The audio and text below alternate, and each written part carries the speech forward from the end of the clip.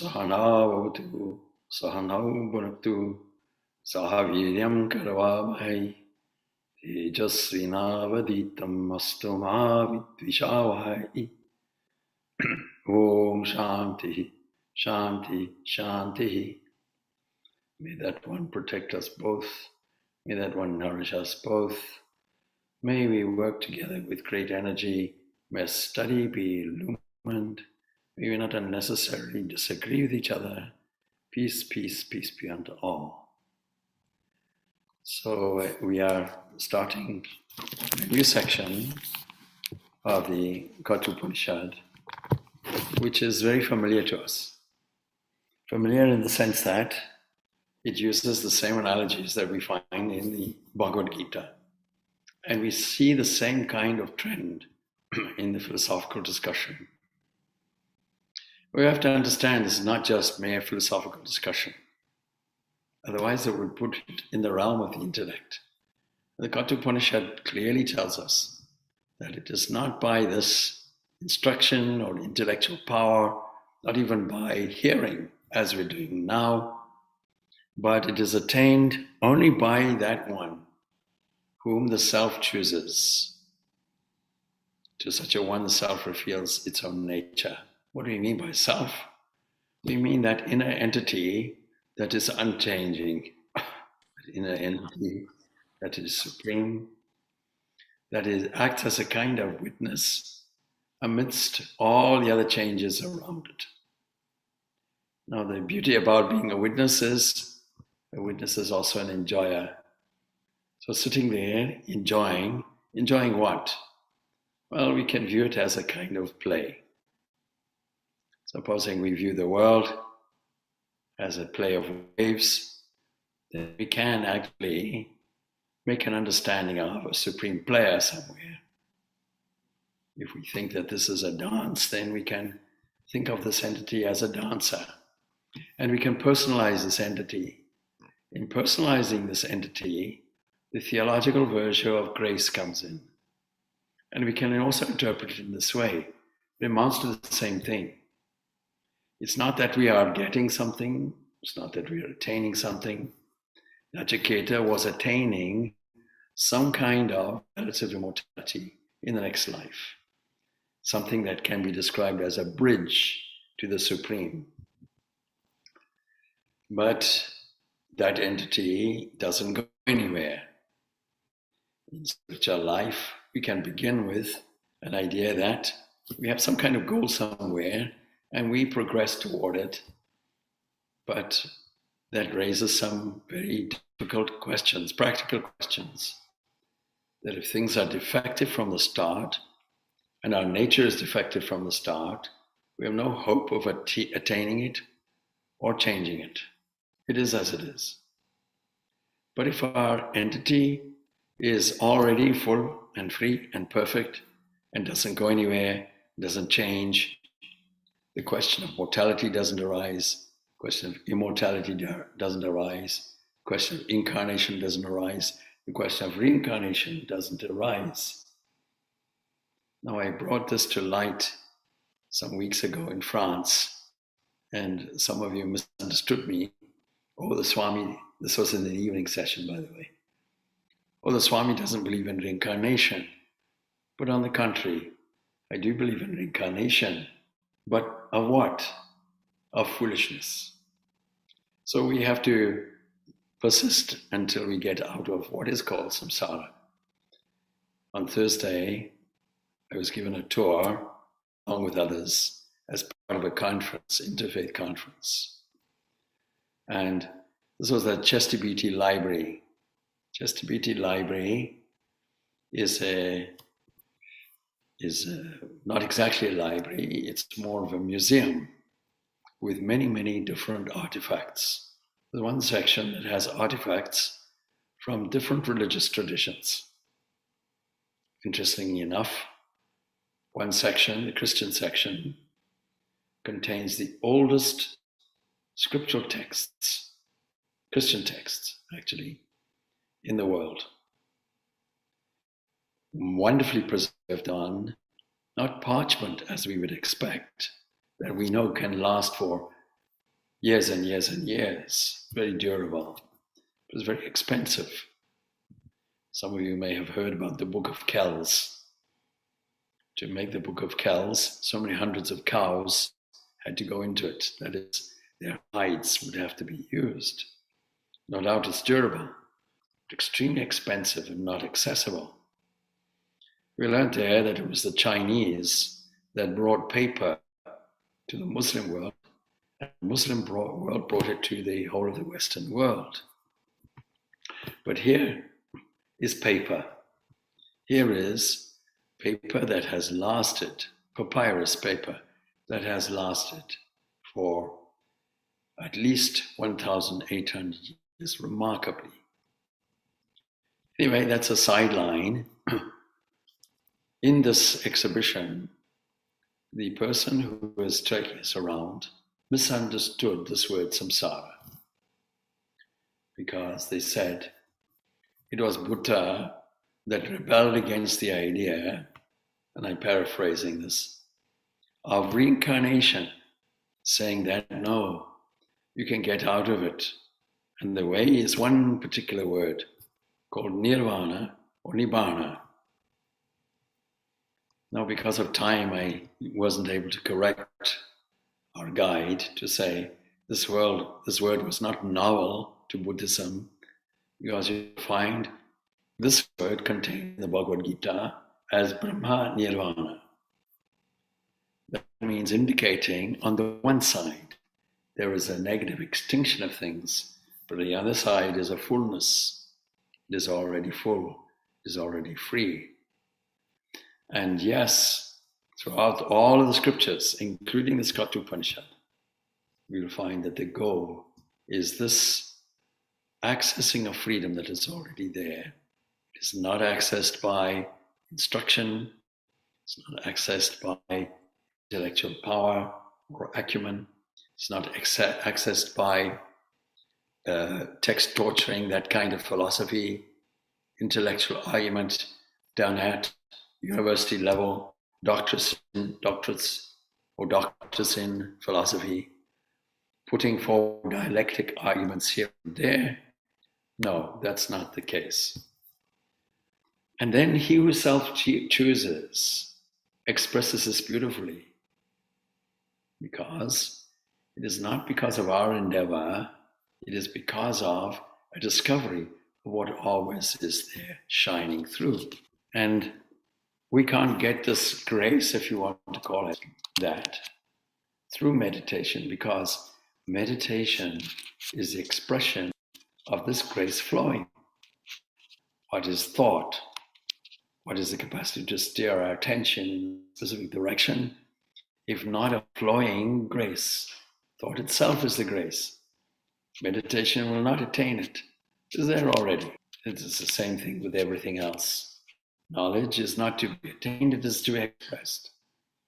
And the group of people who are attending the seminar on Thursday were educationists, and they all nodded their heads when I told them about Sister Nivedita and how she had this idea that Swami Vivekananda also had, that we all have in the Vedanta philosophy. Already you have that knowledge. It is just to be expressed. An educationist is just providing the occasion. Listening to me here is just providing you a few clues here and there, but the actual accessing is done by you, and what is being accessed is already there. It doesn't have to come from the outside. There is no need for an anxiety looking out the window. When is it coming? When is it coming?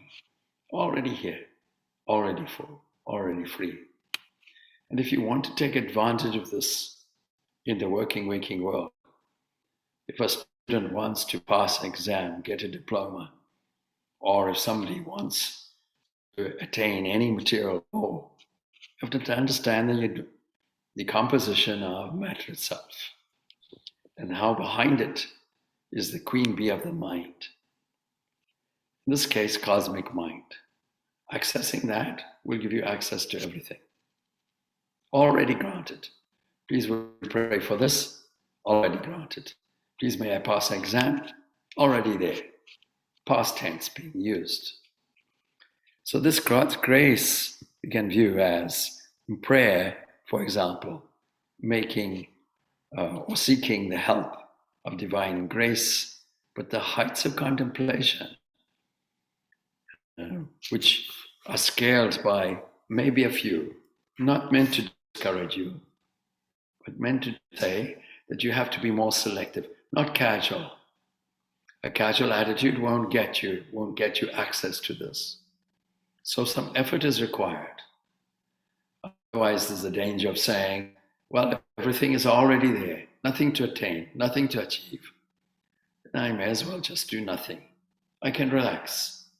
No, the two extremes always look the same: complete laziness, lack of interest, dullness, deep sleep, always looks the same as the heights of contemplation.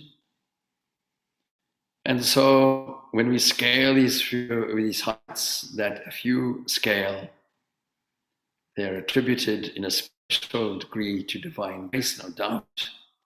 But if the indwelling entity that is already full and free and perfect is in the souls, is the reality, then this very indwelling takes us completely to beyond the natural world. It transcends the natural world. That is the world of energy and matter. And when we transcend it, as it were, we realize there was nothing really to transcend. So those people in philosophy who are maybe familiar with the Pelagian controversy know how this consciousness of divine grace is a fact of religious experience. Human nature always, or often, I should say, feels so weakened, as helpless of itself to help itself. If a person can escape from himself, psychophysical self, as it were, the small area in which he feels contained and trapped, what we're calling samsara, a causal law that makes you repeat, and never take a different route, never make a new adventure. So if somebody is to escape from himself, he's actually to reach that perfection for which he was made, realizes that he needs a transforming force that comes from within, an exposition of something. And theologically, it can be called divine grace. The seeker feels that this force issues not out of his own natural self, but enters into a kind of realm from beyond, or that's how it's interpreted. Beyond meaning beyond my normal limited scope, where I sit in one area and everything sits in another area, and I try my best to cope. So here the natural is equated with the creativity, or the creaturely, but the fullness of human nature includes divine working in it and within it. If we want to quote from St. Paul, work out your own salvation with fear and trembling, for it is God which worketh in you, both to will and to do of his good pleasure. This is St. Paul's well-known statement from his letter to the Philippians for those Christians. So if you ask how many things would be granted by this ever-flowing grace and question it, arouse a desire for it, and if you take the Buddhist idea of nirvana, escaping from samsara, to be true, as we must, then we'll realize that petitional prayer has limited scope. It doesn't fully acknowledge this. If we pray, we should at least be praying not to get something objective from the outside, but at least for clarity, for light. And all the peace prayers are directed for this. Katha Upanishad peace prayers like that. The peace prayer derived from the Brihadaranyaka Upanishad is like that. Don't give us anything from outside, but lead us from the unreal to the real, the impermanent, that is, to the permanent, from darkness to light, from death to immortality. Protect us, nourish us. See, these are practical things that assist in an opening from within. Now, Shankaracharya, of course, going back to this stanza that we left off with last time we embarked on the study, he, of course, gives a different interpretation. It's not the theistic, dualistic one. And he says, really, in effect, him alone whom he chooses by that same self, in his own self, obtainable. The self reveals its true character to the one that seeks it exclusively. But really it amounts to the same thing. Navirata dush, we have covered this previously, but we'll do it as a refreshment. Navirata dushcharitam nashantu na samahitaha nashanta manaso vapi prajnaninam apnuyat. Apnuyat, he who has, not he who has desisted. This is a very important passage because shortly we'll go on to the third section of this Vali. And this theme is repeated. Any repetition in the Upanishads we have to take seriously. And we may find some tedium kicking in. Why is he saying this over and over and over again? Why is it happening? This great teacher, Yama. But not he who has not desisted from evil ways, nor he who is not tranquil. So what is necessary? Not just mere morality, but this runs deep in psyche. Somebody who has made a reformation in his habit level, somebody who has made a new direction, bearing in mind some previous passages, two paths are there, open to all of us, pleasurable and the preferable.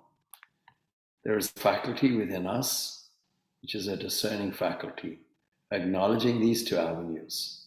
We can pause and make a decision. This determinative, executing faculty within us has to be purified enough for us to make the right choice in the face of many different choices, falling into these two categories. So we have to desist from morality. Just to remind you, the unique definitions that Swami Vivekananda gives of morality and ethics. In summary, he puts this value of strength as the highest virtue we have. Strength in all things. Action, that thought that gives all-round strength, that will be the highest moral position. You can text it out when we are faced with subjective moral dilemmas. Not so long ago, here in Ireland, there was a moral dilemma that affected the entire country. There was a lady, an Indian lady, out in Galway, and there was a big controversy whether to create an abortion where the fetus was endangering the life of the mother, or whether we should let the mother go or let the mother survive. These are questions. Now, Ireland is steeped in the controversy of abortion because the theological position on it by the mainstream Christian church, Roman Catholic Church, says no abortion at any cost. And it resulted in a referendum. So at any cost, I remember I was on a radio show exploring what the Hindu point of view was on this. And I pointed out that it took a number of years to develop something, some kind of document that was ready to deal with the question of abortion and exceptional cases of abortion with the aim of avoiding backstreet abortions, and pointed out that it is not so simple, but in many cases it's down to a subjective moral decision in the circumstances. And then I pointed out this position of morality. Now you can test it out in any position. In a situation of saving the mother's life or the fetus life, which would give the greatest strength overall? The mother's life is not yet complete. It is a very clear case. And particularly if you understand that life is just a comma, not a full stop, and goes on continuously along the lines of causal relationships, cause and effect, sowing and reaping. So with that in mind, it is very clear what the decision should have been. The doctors themselves knew it, but they were extremely afraid of litigation. So ethics, on the other hand, we have a different definition, or Swami Vivekananda has it.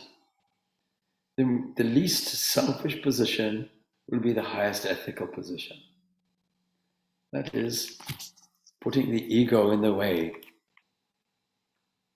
We use the word love very loosely, because most love is love of self. But the most unselfish love is the most wondrous of all, not caring for any return, not caring for any bargaining process, nothing of that nature. So this is summarized really as what could be interpreted as evil ways, ways which are not useful to us. And dashantu manuso vapi prajnane nayanam apnuyat. And he was not tranquil. How do we get tranquility? To have a certain view of life that says, some moment of poise is there. Some eternal self is there. Some entity that is already perfect. Perfection itself I am seeing. And then I'm dealing with that. Not in a way of changing it, not in a way of criticizing it, not in a way of elevating it or bringing it down. So the natural process that has to be cultivated is through compassion to the outer conditions, psychophysical conditions. We come to a point of adoration, a point of wonder and thankfulness that there's an entity there. And in our own selves, we can find that moment of poise. All of this brings an element of tranquility.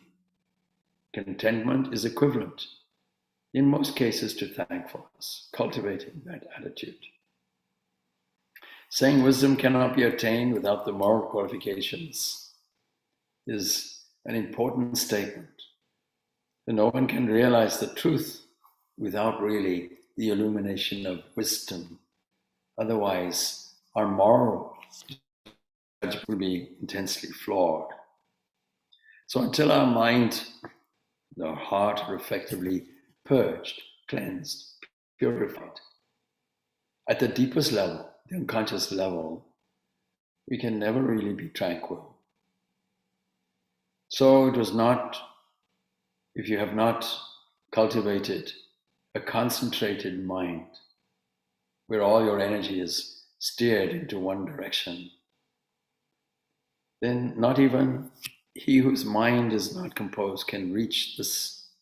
Even if you're tranquil of mind, but don't have concentration, you cannot reach this, not even through right knowledge.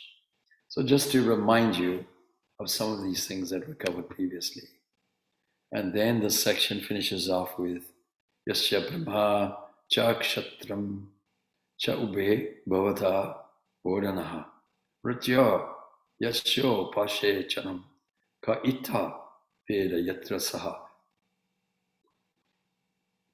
Now it doesn't matter if you are at the very height of your social class, even if you are a dedicated person, even if you are a priest, even if you are a Brahmin, even if you are a administrator, a king, a kshatriya. See, these various classes were identified. People criticize the caste system, not understanding that the present system is a degeneration of something very simple, something that forms the harmonious basis for all society. East, west, north, south, doesn't matter. Historically, whatever period it is, there has to be a provision for dedicated people. In the ancient days, it was understood society requires food, and the science of getting it was understood. Dedicated people who constantly were tuned in to the dispenser of rainfall, namely that entity, that ruler of all the various elements known as cosmic mind, otherwise known as God in common modern parlance. So Brahmins had to be there, priests had to be there, dedicated to making offerings. And these were people who had to have selflessness, not earning anything necessarily. Those who were dedicated simply to that task, and non-violence would have been the norm for them. Being non-violent people, some protection had to be there. So kshatriyas had to be there, that is, military people, competent in administration, ruling, and defending, and keeping law and order. But the vast majority of people had to be earning. People involved in industry, commerce, agriculture had to be there, the Vaishyas. And then what about unskilled labor? Those people had also to be catered for, Shudras. Now you have the original four castes. The outcasts came later. You involve tribal communities and so on and so forth. And when all this becomes entrenched, distorted, all society has to be worked on this basis. Put it in a modern context. Imagine if teachers, school teachers, nurses, doctors, most of them are dedicated people, considering their occupation a kind of vocation, working for the good of society, not for a career. And then you have to have the civil service, the administrators. You have to have a government structure. You have to have somebody in charge. But the vast majority will have to earn money. The vast majority will be involved, as they are today, in commerce, industry, agriculture. But there has to be provision for unskilled labor, who work away, people who fetch, people who carry. And supposing all of these components of society are content because they understand that their position is essential in the matrix of the whole of society to keep it going wonderfully in harmony. Supposing there is some understanding that during the small period of householdship, your contribution towards society would be this or that, not inherited, but that's part of your natural skills. Your skill set may be like that in one family even. Supposing that is adopted, then how beautiful and content society will operate, an essential system.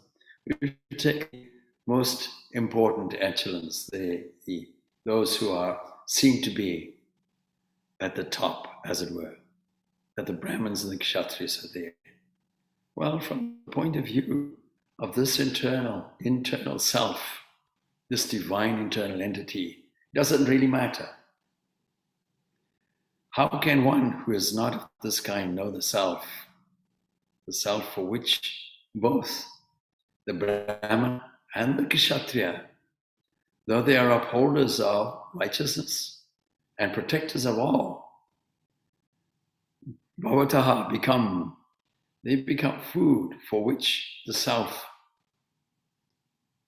just considers themselves like food, like rice. And then what is death? Death, though it is the destroyer of all, becomes something like a supplement. Some translations will put it as water, necessary to boil rice. Others will put it as a curry, some accompaniment to the actual food. So, unfit even to be food, who, being a man with a worldly intellect and devoid of the disciplines described, they want to escape this death The self is not a respecter of all of this. It means nothing. So in this way, even if you live a virtuous life and don't go into this investigation, don't purify the mind completely, don't desist from evil, don't cultivate a tranquil mind, don't cultivate concentration, this self doesn't address any of these important questions of birth, of life, or death, or contribution towards society. Now, certainly, we are left with one question, and the question remains, although it has been dealt with, how can we acknowledge and realize this self? And so the connection between these sections is there. It begins with the phrase Ritam Pibunto, and that is knowledge and ignorance have been presented already as possessed of diverse opposite results. And as regards their nature and means together with their results, says the commentator, for the determination of this is called up the analogy, beautiful analogy of the chariot. And here we find some synergy with the Bhagavad Gita, leading us to believe that there's some kind of networking between the two traditions going on. But it's actually a very old and ancient analogy, revamped and brought out time and time again. So two selves are presented for distinguishing between the attained and the one that's attaining, and the goal and the one who is endeavoring to attain the goal. So just to revisit, the self doesn't have any regard or inclination or involvement with your social status. But the two lines sit in the remotest corner of the self. That is, in the remotest corner of the housing. We can visualize now how it's seen. That inside a person, in the very core, is something like a cave. You can call it the cave of the heart. And like any cave, remains dark until it is lit from within. And the way it is lit is through the intellect. The purified intellect is the light that leads us toward it. Now we know already that two results are there. One for the knowers of Brahman, the self, and we have to start using these two terms interchangeably. Self and Brahman, the same thing.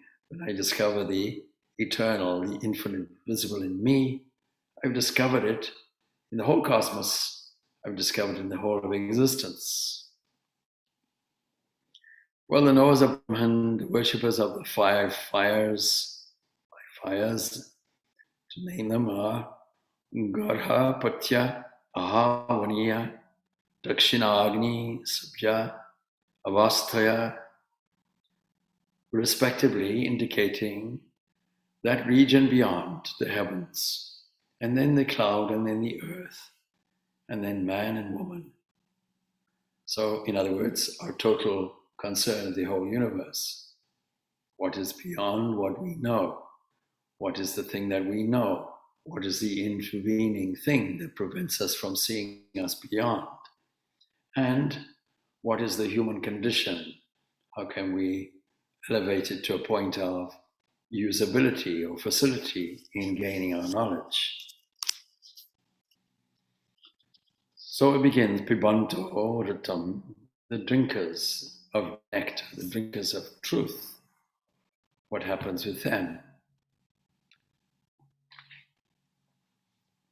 Ritam Pibantu, Sukratasya Loge, Goham Pravistao, Parame, Pararte, Chayatapo Brahmavido Vadanti, Pachagno Yecha, Tri Nacha Ketaha. There are seemingly two selves. One that drinks the fruit of karma through ritual, And this is just a recollection of the story before, how Nachiketa learns these fires, and then the special Nachiketa fire also, these three fires. Both of them get the results, the fruit of their good deeds. Both seekers, the one who seeks the truth called Brahman, and the one who seeks the merits of their good deeds. They both get the merits. Seek ye first the kingdom of heaven, other things will be added unto thee without our asking. Unasked, the things will come. So there are two selves that drink the fruit of karma, the world of good deeds. Both are lodged in the secret place of the heart, and the chief seat of the Supreme is the intellect. The knowers of the Supreme, that is the knowers of Brahman, they speak of them in terms of shade and light, good and bad, shade and light. See, just from darkness to light, these two opposites. And also those people who go about their deeds through morality and leading a good life and doing the ritualistic portion in order to get a result. So those who maintain the 5 sacrificial fires that we mentioned, and those two who perform the triple Nachiketa's fire, they both get the same thing. That the two that are referred to here are the individual soul and the Supreme Self. The various commentators have different takes on this passage. It's worth highlighting all views. The great philosopher, the very great commentator, Shayana, in his commentary on this verse, he says that the references to the two forms of the Atman, that is the individual soul, which we call Jivatman, if we identify it this way, and the universal soul, Paramatman. Just to remind you, there is an entrenched understanding that what happens here on this microcosmic level will happen in the grand scale of things, in the microcosm. So if we view ourselves as an embodied soul, a spirit with certain attachments, a psychophysical entity called Jivatman, then on the universal basis, there must be a Paramatman, that one which has the whole cosmos as their body. This beautiful idea is there, and it is there as an entrenched position, entrenched understanding, based on an axiom that the law of nature has to be constant. What we find here, we find there, we find everywhere. So in commentating on this, he says, and it brings a query, how can the self, which is represented as looking on without eating, how can it be treated as experiencing the rewards of deeds? Is an interesting, subtle take on this. If I understand that Brahman is eternal, it is an onlooker, it is full and perfect, it doesn't require any supplementary thing, it doesn't sit in any supplementary position, it doesn't require an adding or taking away from. As we know in that Upanishad is a Purnamadam, Purnamadya, Purnam, Chate, Purnasya, Purnamadaya, Purnamayuva Vashishyate. Nothing to be added to, fullness. Then how do we come across any kind of interpretation of this passage? And so both Shankaracharya, various other commentators, in their commentary argue that it is just a loose usage of the concept. When people walk under an umbrella, is the analogy used, we say that there go the umbrella bearers. Madhva, who is of course a dualist, is more to the point. He quotes the Brat Samhita and says, the Lord Hari dwells in the heart of beings and accepts the pure pleasure arising from their good works. The Supreme in its cosmic aspect is subject to the changes or the chances of times, and Ishvara is distinct from Brahman and therefore participates in the process of the world. Actually, it's the same page, because later we find these various tattvas, that one is greater, more expansive than the former, and so it goes back in hierarchical order. A useful thing for meditation. Anyway, all of this indicates that while meditation is the way to saving knowledge due to performance of the ordained sacrifices, gives us a measure of spiritual understanding. It leads the way to a deeper understanding. We shouldn't eliminate it. We should use it, is the purport of this. Yaste situr ijanam aksharam brahma yatparam abhayam titir shatam jatam param ajiketam shake mahi. The bridge for those who sacrifice, which is the highest imperishable Brahman, for those who wish to cross over to the Father, fearless shore. And that Nachiketa fire is the master of it. Now this requires some kind of commentary and a background to the terminology of why we're using the concept of a bridge. I'll give you a funny example. Suppose the Lord and I, the Lord of the universe and I, come to a flowing river, impossible to cross over. And I say to the Lord, please build a bridge for you. Well, what point is that? You can say from one point of view, the Lord is the designer of the whole designed universe, making everything work in rhythm and harmony. Therefore, a bridge is necessary. The one point of view. But really, if the Lord of the universe is there, I should be able to see the problem, and in an instant, simply by his will, we're across on the other side, without the use of any bridge. So the analogy of a bridge gives us a limited context. Nevertheless, as long as we find ourselves in a certain position, detached from our ultimate goal, it is useful to think that there is a means for crossing, some kind of thing that will bridge us from here to there, close the gap, in other words. So this is a passage that deals with that. I'm going to save my voice a little bit, actually, today. I'm going to leave it there a little bit. I'm not fully recovered, and so it was useful just to save the voice a little bit. Just to highlight some beautiful terminology. This work fearlessly is produced time and time again. Actually, our goal is abhaya, fearlessness. If we understand that there is a way, a means, an ultimate oneness, there's absolutely nothing to fear. The practical application of this is, in our normal waking life, when we come across so-called challenges, so-called difficulties, forgetfulness of this principle of unity will make us fearful. And that means we can have a definition of fear. Fear is faith in heredity. Faith, that means in a genetic lineage, which results in a psychophysical individuality that I call me. And there we make a mistake. The alternative is that we have faith rather than fear. Faith means I have faith in a unity of existence that I can tune into at any moment in time. That it is all around me, within me, beyond me, and I am that. This is the advantage that is provided by practical philosophy. I'm going to jump ahead in the text because the real body of this text gives us this analogy of a chariot. And I want to put it in a more modern context.